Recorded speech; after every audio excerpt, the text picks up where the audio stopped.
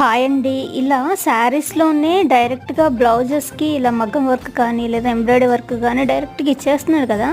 ఇలాంటివి వచ్చినప్పుడు ఎలా స్టిచ్ చేయాలని చూపిస్తున్నాను. ఇక్కడ బ్యాక్ పార్ట్లో ఒక బోర్డర్ లాగా ఇచ్చాడు. అలాంటివి వచ్చినప్పుడు ఎలా స్టిచ్ చేయాలో చూడండి. ఫస్ట్ బ్యాక్ పార్ట్ని సెంటర్కి ఫోల్డ్ చేసి ఒక మార్కింగ్, అలానే లైనింగ్ ఫ్యాబ్రిక్ని కూడా ఒక మార్కింగ్ చేసుకోవాలి.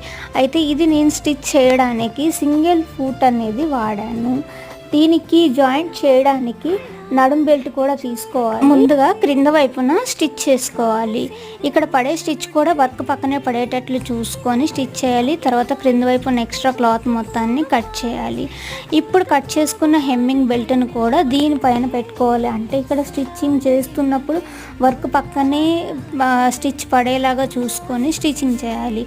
ఆ తర్వాత ఈ హెమ్మింగ్ బెల్ట్ క్లాత్ను మాత్రమే లైనింగ్ మీదుగా ఫోల్డ్ చేసి ఒక స్టిచ్ వేయాలి.